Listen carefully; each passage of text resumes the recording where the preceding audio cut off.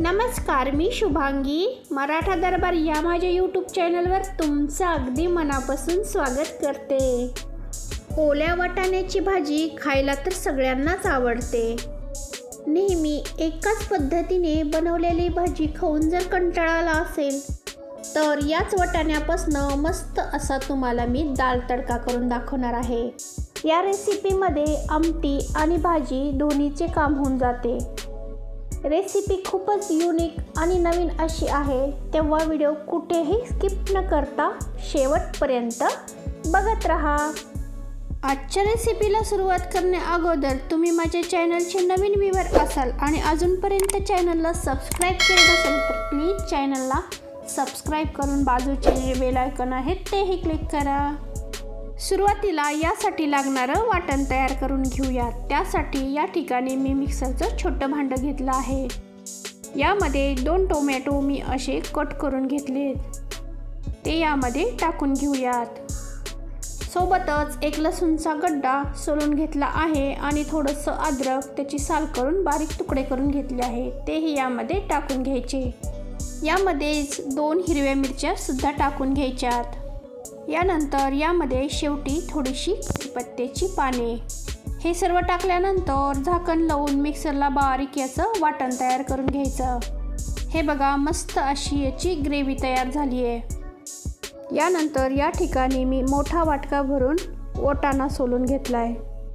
टोमॅटोची ग्रेव्ही केलेल्या छोट्या मिक्सरच्या भांड्यामध्येच हा मी वाटाणा टाकून घेतला आहे.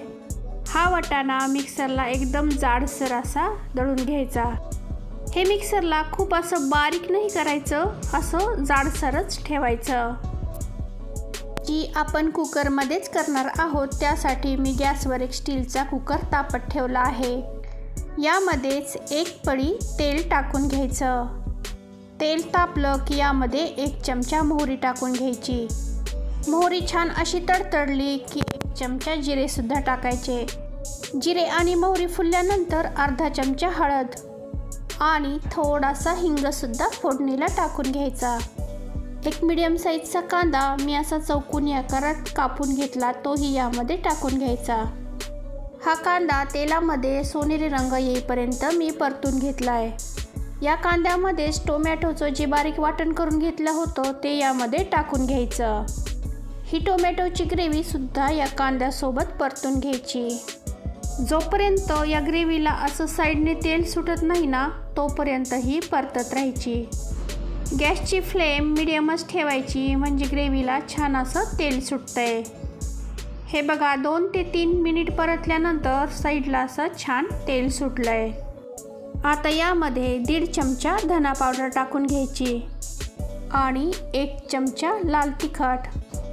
धना पावडर आणि लाल तिखट या ग्रेव्हीसोबत मिनिटभर असं परतून घ्यायचं. यामध्ये वाटाणे टाकून घ्यायचेत. हे बघा, तुम्ही बघू शकता असं जाडसरच मी वाटून घेतलं आहे, एकदम असे बारीक केले नाहीत.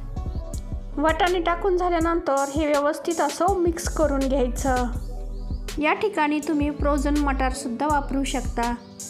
हे वाटाणे या मसाल्यासोबत मिनिटभर परतून घ्यायचे. आता यामध्ये पाणी टाकून घ्यायचं. ही भाजी तुम्हाला कितपत पातळ घट्ट हवी या अंदाजाने यामध्ये पाणी ॲड करून घ्यायचं. मी यामध्ये जवळपास 1.5 ग्लास पाणी ॲड करून घेतलं आहे. सगळ्यात शेवटी यामध्ये चवीनुसार मीठ आणि 1 चमचा गरम मसाला टाकून घ्यायचा. व्यवस्थित असं मिक्स करून घ्यायचं. आता कुकरला झाकण लावून याची व्यवस्थित एक शिट्टी करून घ्यायची. ही भाजी कमीत कमी साहित्यात तर तयार होते, पण शिजण्यासाठी जास्त वेळही लागत नाही. फक्त एका शिट्टीत शिजून तयार होते.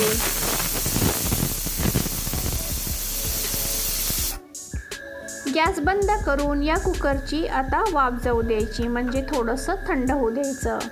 हे थंड झाल्यानंतर आपण झाकण काढून उघडून बघूयात. हे बघा, आपली भाजी तयार झाली आहे. ओल्या वाटाण्याची शेंगा असल्यामुळं शिजण्यासाठी फारसा वेळ लागत नाही. हाताने असा वाटाणा स्मॅश केल्यानंतर हे बघा सहज दाबला जातो. सगळ्यात शेवटी यामध्ये चिरून घेतलेली कोथिंबीर टाकून घ्यायची. मस्त आपली ओल्या वाटाण्याची डाळ तडका तयार झाली आहे. पण तडका द्यायचा अजून बाकी आहे. त्यासाठी मी गॅसवर एक छोटी कढई तापत ठेवली आहे आणि त्यामध्ये एक पळी तेल टाकून घेतले. तेल तापलं की यामध्ये 1 चमचा जिरे टाकून घ्यायचे. जिरे छान असे तडतडले की 5 ते 6 लाल मिरच्या टाकायच्या आणि 1 चमचा लाल तिखट. लगेच गॅस बंद करून तयार झालेल्या भाजीवर ओतून घ्यायचा. ही डाळ करायला जेवढी सोपी ना, चवीला तेवढीच भन्नाट लागते. तेव्हा मग ही वेळ वाचवणारी चविष्ट अशी भाजी तुम्ही सुद्धा एकदा नक्की ट्राय करून बघा.